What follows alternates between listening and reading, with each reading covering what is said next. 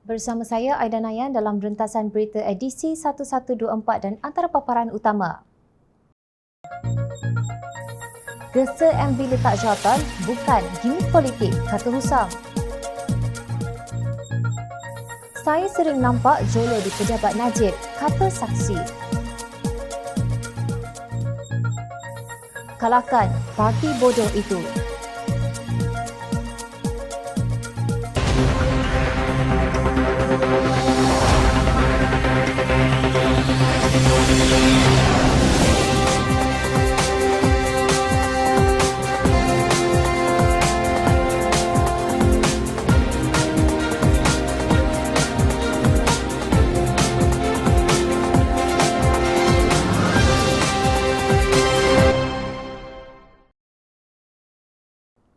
Assalamualaikum dan salam sejahtera.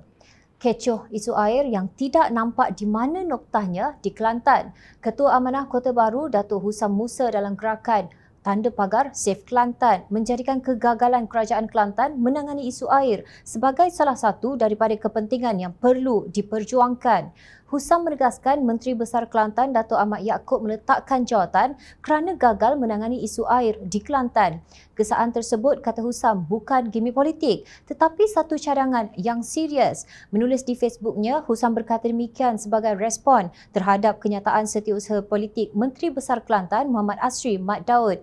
Pada 8 Mei lalu, Muhammad Asri dipetik beberapa media sebagai berkata, tempoh masa 4 bulan untuk penyelesaian masalah air di Kelantan tidak pernah dinyatakan oleh Menteri Besar.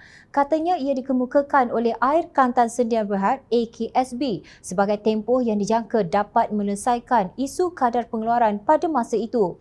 Bagaimanapun, Husam berkata carian Google menunjukkan sekurang-kurangnya 5 media melaporkan mengenai kegagalan masalah loji rawatan air LRA Kampung Teluk selesai 4 bulan lagi. Bukan satu media melaporkan begitu. Semua media yang membuat liputan melaporkan Menteri Besar yang berkata begitu. Ada tak Menteri Besar sebut AKSB yang kata dalam laporan itu? Tak ada. Jadi rekod siapa Tuan SUP nak betulkan? Rekod SUP tu yang silap, bukan rekod orang lain. Kalau MB tak kata, kenapa laporan media tersebut tidak dibetulkan masa itu? Bidas Husam pada Isnin 9 Mei. Carian Jom Channel mendapati antara yang melaporkan berita mengenai kenyataan Ahmad Yaakob itu termasuk bernama. Antara yang disebut dalam laporan yang diterbitkan pada 20 Januari itu menyatakan bahawa masalah loji rawatan air LRA Kampung Teluk yang gagal menghasilkan air terawat pada kadar 30 juta liter sehari GLH seperti piawaian ditetapkan Kementerian Kesihatan Malaysia KKM dijangka selesai dalam tempoh 4 bulan. Menteri Besar Datuk Ahmad Yaakob berkata Air Kelantan Sdn Bhd AKSB yang bertanggungjawab dalam mengendalikan pengurusan pembekalan air di seluruh negeri telah mengemukakan 3 cadangan mengatasi masalah tersebut.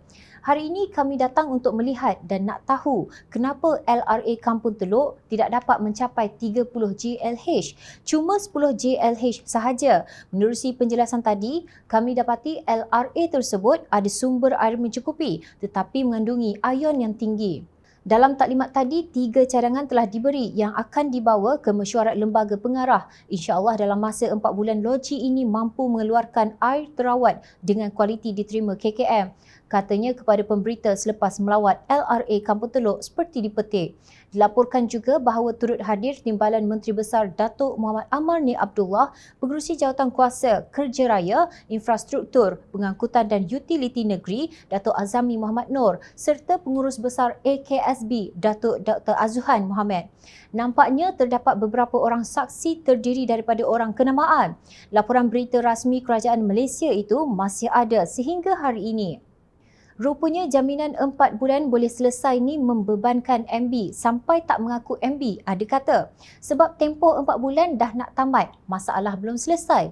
Hal lebih utama mengenai cadangan saya supaya MB letak jawatan adalah sebab-sebab beliau sewajarnya berbuat demikian, templak Husam. Menurut beliau, kegagalan membekal air bersih yang mencukupi adalah isu yang sangat besar. Bermula dari kenapa AKSB gagal sampai kepada skala dan jenis-jenis kegagalan AKSB yang juga bermakna kegagalan kerajaan di mana Menteri Besar menjadi ketuanya. Menteri Besar sebagai ketua kerajaan kena mengambil tanggungjawab atas semua kegagalan itu. Itu kaedah biasa dalam sistem demokrasi di mana-mana, tegas Husam. Menurut pengerusi SAFE Kelantan itu, Menteri Besar kena mengambil tanggungjawab kerana beliau yang melantik pengerusi AKSB dan ahli lembaga pengarahnya. Kalau MB tak nak ambil tanggungjawab atas kegagalan AKSB, MB boleh minta pengerusi atau ahli lembaga letak jawatan sebagai mengambil tanggungjawab itu. Kalau tak nak juga, boleh buat jawatan kuasa siasatan yang bebas dan kemudian dedahkan laporan itu kepada awam. Kemudian ambil tindakan pada mana-mana yang bertanggungjawab. Kalau tak nak ambil semua bentuk tanggungjawab, apa boleh buat? Rakyat Kelantan lah yang terima beban, termasuk hutang AKSB kerana setengah dari belanja buat loji dan segala macam adalah melalui pinjaman, tegasnya.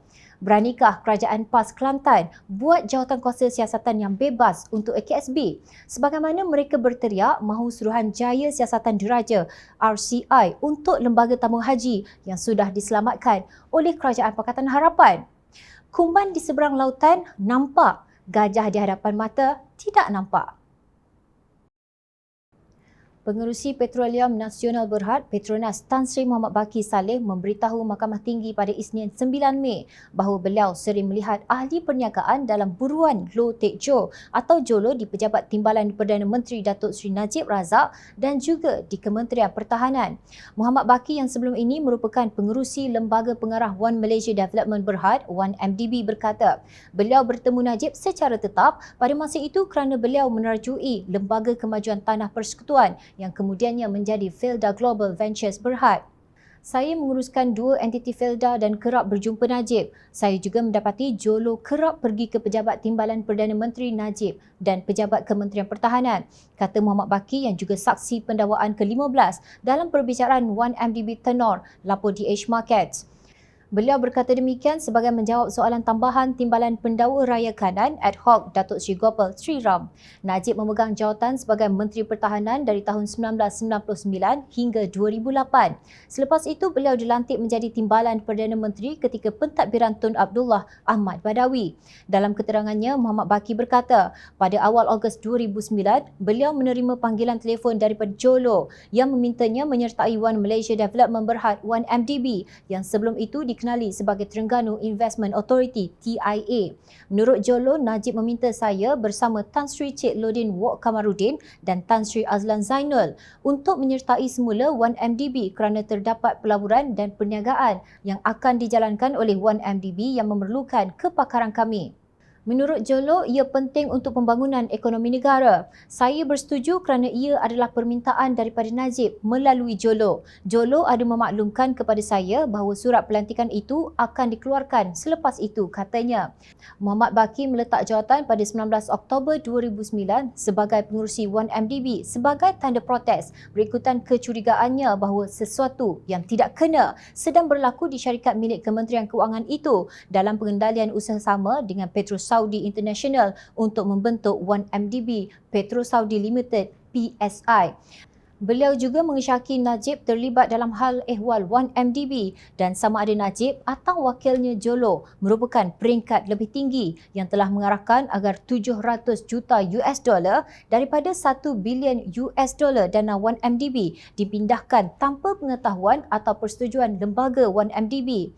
Sebelum menyerahkan surat peletakan jawatan, saya menghantar pesanan ringkas sistem pesanan SMS kepada Najib memaklumkan beberapa perkara yang diarahkan oleh lembaga pengarah kepada pengurusan One MDB tetapi tidak dipatuhi. Saya tidak menerima sebarang maklum balas daripada Najib. Tidak terlintas di fikiran saya untuk melaporkan kepada mana-mana pihak berkuasa berkaitan salah laku keuangan pengurusan One MDB kerana saya mengandaikan bahawa saya telah pun berbuat demikian melalui SMS yang dihantar kepada Najib, ujarnya. Najib didakwa dengan 4 pertuduhan menggunakan kedudukannya untuk memperoleh rasuah berjumlah 2.3 bilion ringgit daripada dana One MDB dan 21 pertuduhan pengubahan wang haram membabitkan jumlah yang sama. Bekas pengerusi Lembaga Pengarah 1MDB itu juga merupakan saksi pendakwaan ke-13 dalam satu perbicaraan berasingan Najib yang didakwa menggunakan kedudukannya untuk mengarahkan pindaan dilakukan terhadap laporan akhir pendauditan 1MDB sebelum dibentangkan kepada Jawatankuasa Kira-kira Wang Negara PAC bagi mengelak sebarang tindakan diambil terhadapnya. Dalam perbicaraan tersebut pada 12 April lalu, Muhammad Baki berkata pengurusan 1MDB mengambil arahan daripada Jolo berdasarkan cara pelaburan 1 bilion US dollar iaitu kira-kira 4.23 bilion ringgit itu dilaksanakan secara angkuh. Beliau berkata demikian ketika pemeriksaan balas Peguam Tan Sri Muhammad Syafiee Abdullah. Jika keberadaan dan peranan Jolo dalam mesyuarat 1MDB itu tidak ada apa-apa yang mencurigakan, mengapa nama ahli perniagaan dalam buruan itu digugurkan daripada laporan akhir audit 1MDB oleh Jabatan Audit Negara? Sebelum ini Najib telah didapati bersalah serta dihukum penjara 12 tahun dan denda 210 juta ringgit atas 3 pertuduhan pecah amanah, 3 pengubahan wang haram dan 1 penyalahgunaan kedudukan berhubung dana 42 juta ringgit milik SRC International, anak syarikat One Malaysia Development Berhad 1MDB. Pada 8 Disember 2021, panel yang terdiri daripada 3 hakim diketuai Datuk Abdul Karim Abdul Jalil bersama Datuk Hazanah Mihad dan Datuk Fazir Alam Maidin Mira sebulat suara mengekalkan keputusan Mahkamah Tinggi Kuala Lumpur pada 28 Julai 2020 lalu. Ketika membaca keputusan penghakimannya, Hakim Abdul Karim berkata, adalah tidak masuk akal bagi kerajaan menjadi penjamin kepada syarikat korporat berkaitan kerajaan GLC dengan mengetahui ia tidak boleh membayar balik pinjaman atau faedah. Katanya Najib terbabit secara aktif dalam memastikan pinjaman 4 bilion ringgit daripada kumpulan wang amanah persaraan KWAP disalurkan kepada SRC. Itu adalah pengurusan keuangan dana awam yang teruk, tidak boleh cakap ia dilakukan demi kepentingan negara. Tiada isu kepentingan negara di sini, ia cuma memalukan negara, tegasnya. Mahkamah Persekutuan pada Isnin menetapkan 10 hari mulai 15 Ogos untuk mendengar rayuan akhir Najib bagi mengetepikan sabitan dan hukuman penjara dalam kes penyelewengan 42 juta ringgit dana SRC International tersebut. Pada 25 April lalu, Najib mengemukakan 94 alasan dalam petisyen rayuannya mengenai mengapa beliau harus dibebaskan daripada tuduhan itu. Antara alasan yang dibangkitkan dalam petisyen itu ialah mahkamah rayuan telah tersilap dalam fakta dan atau undang-undang dalam mengesahkan dapatan Mahkamah Tinggi bahawa pihak pendakwaan telah membuktikan kes prima facie terhadap perayu iaitu Najib atas kesemua 7 pertuduhan dan memanggilnya untuk membela diri, lapor bernama. Sebelum tarikh itu tiba, penyokong-penyokong UMNO giat berteriak, kononnya Najib teraniaya. Kelakarnya, siapa yang aniaya Najib? Takkan hakim-hakim atau Jolo atau pengurusi Petronas Muhammad Baki yang sering nampak Jolo di pejabat Najib? Timbalan Menteri Besar Kelantan Datuk Muhammad Amar Abdullah menyalahkan UMNO sebagai pihak yang telah menyebabkan masalah bekalan air negeri Kelantan.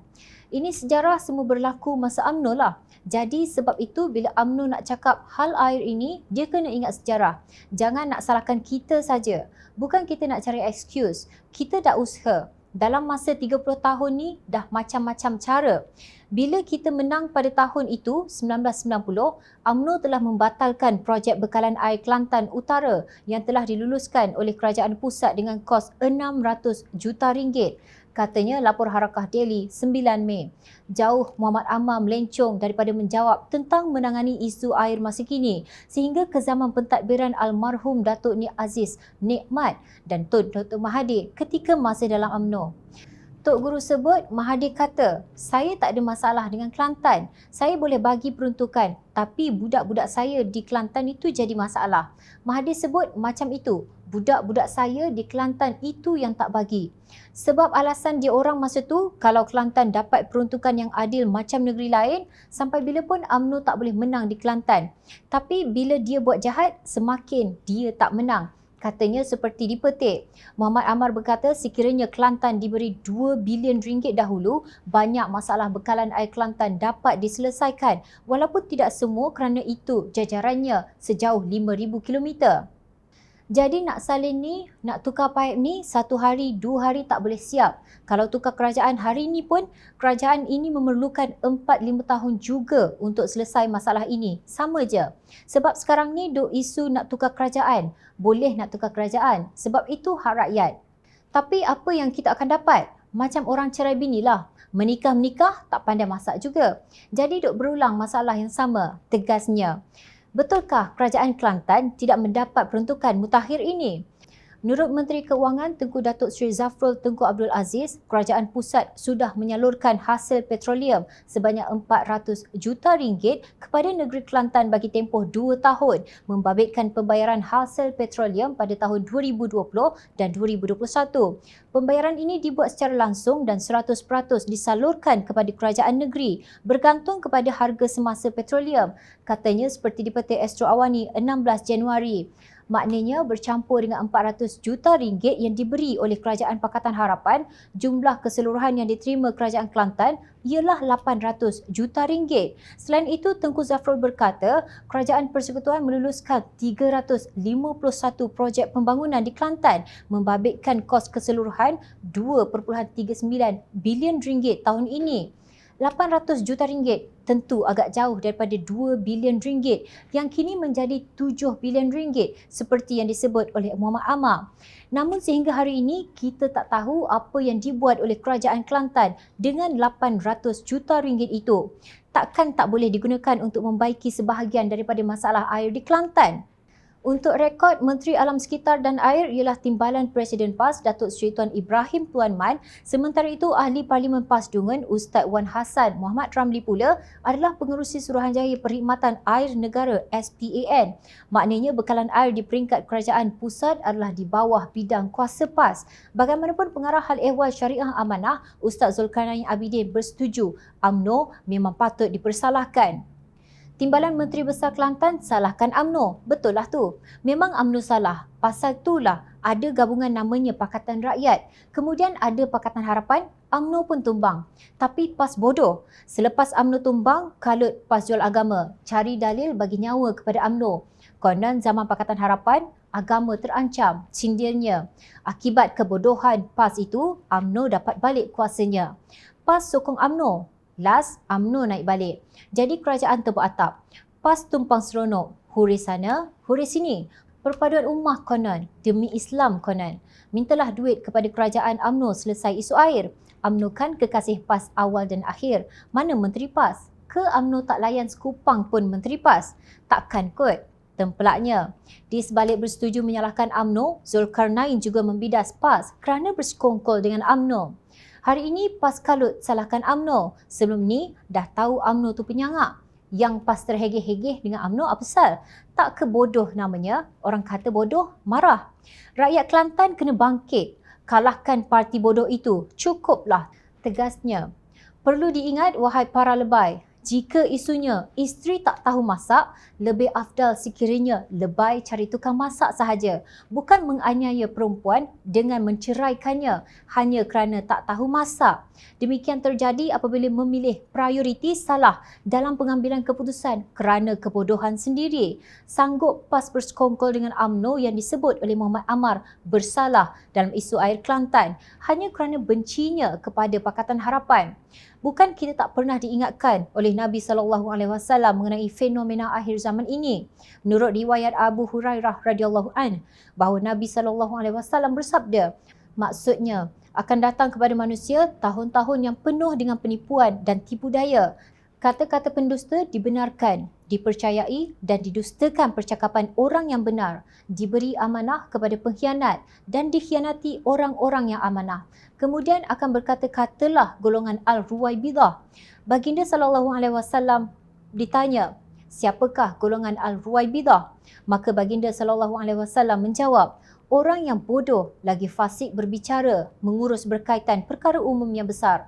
Semoga Allah Subhanahu Wa Taala menjadikan kita dalam kalangan hamba-hambanya yang berilmu, soleh serta sentiasa beramal dengan ilmunya. Amin. Ingatlah wahai pemimpin, rakyat sentiasa memerhati. Teruskan bersama kami di Jom Channel dan layari portal jomchannel.net untuk mendapatkan berita politik tanah air. Saya Adanayan. Terima kasih. Assalamualaikum dan salam sejahtera.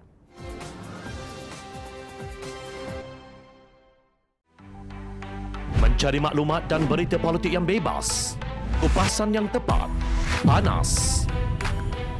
Dapatkannya secara eksklusif hanya di Jom Channel. Komitmen kami, rentasan berita Isnin hingga Jumaat. Berbicara dan isu semasa, kami garapkan secara langsung. Panel-panel berkaliber dan profesional. Interaktif, pandangan anda kami raikan. Jangan lupa bersama kami di setiap hujung minggu dalam edisi khas mingguan. Jom Channel, moving forward, sharing a new experience.